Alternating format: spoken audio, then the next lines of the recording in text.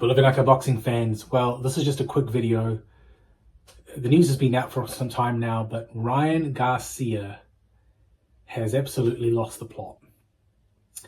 Now, Ryan is someone who I've had a lot of respect for, and I've also really enjoyed his fighting style. I've really enjoyed the stuff that he does in the ring, his incredible left hook, and I've also really enjoyed the fact that he's quite vocal with his faith as a Christian. But I'm going to be real here, guys. You can't come out and talk 1 minute about Christ and helping the children and then going and saying how much you hate people and then, making racial slurs against black people and then also against all Muslims. You can't just stereotype an entire race or a religion because of two douchebags. There are idiots in every religion and every race, yeah? You're not going to get anyone that's perfect, but you can't stereotype an entire race, an entire religion and say that everyone is like that. So, is there a lot of black on black crime? Yeah, absolutely. 100%. Are there a lot of pedophiles in, the Islamic religion? Yes, but so is in Christianity, the faith that I'm from. So they are in Buddhism, so many other religions. So I think the problem is that Ryan, and he admitted it himself here, he suffers from substance abuse. And I'm being real. This is a real video now, man. I was someone who suffered really badly from substance abuse. I was an alcoholic, and I was one of those alcoholics that denied that I was an alcoholic for years. It all changed for me during COVID. From 2020 onwards, I was drinking in excess of 30 drinks a week, 30 to 35 drinks a week, and I would only do it over the weekends, Friday, Saturday, and sometimes Sunday. So I thought, I'm not an alcoholic because I don't need to drink every single day.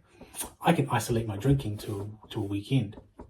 But as I got talking to friends and family, and it became very apparent when we'd go out with family meetings that I would be the one that would be drinking the most in these outings. And then I would be the one saying the most ridiculous things, acting the most ridiculous, stupendous ways there is, and just making an absolute fool of myself. A lot of the times it was funny, some of the times it was cringe, most of the times, if I think about it, is embarrassing. And I am so, so grateful and blessed that I'm free from that slavery that I called alcohol. And I've been 18 months sober. I'm not saying that alcohol is bad. It was just bad for me, right?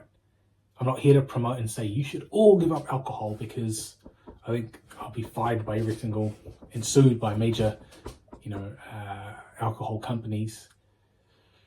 But for some people, it's just all wrong. And alcohol for me was all wrong. And it's a systemic, cultural, historic problem.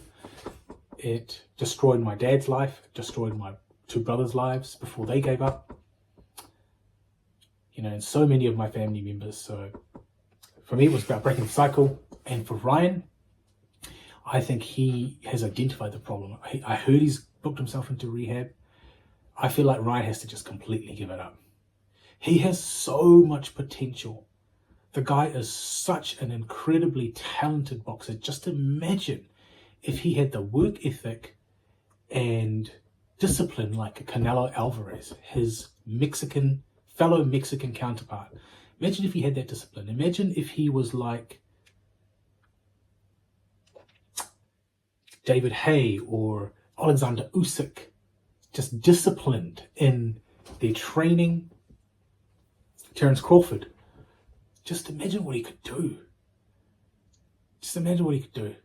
I mean, yes, pop for Osterine, but the levels that were in his system would not have given him a significant enough increase in his punching power to do what he did against Devin Haney. And let's not forget that he was losing most of the fight. It's not like he came out in the first or second round and absolutely blew out Devin Haney. That's how much of an advantage he had. I'm not condoning it, and it was proven to be contamination, right? It was not anything that was injected because of the hair samples and everything that's gone through. And he admitted the guilt. So it was pure contamination from supplements. So take that aside, I believe the same thing would have happened. But he will never live up to his full potential. And we may be seeing Ryan Garcia become pretty much like Mike Tyson, but at a more rapidly faster scale. At least Mike was able to win world titles. He could be one of the most greatest fighters out there without ever winning a world championship fight, not because of politics, but because of his own lack of self-discipline.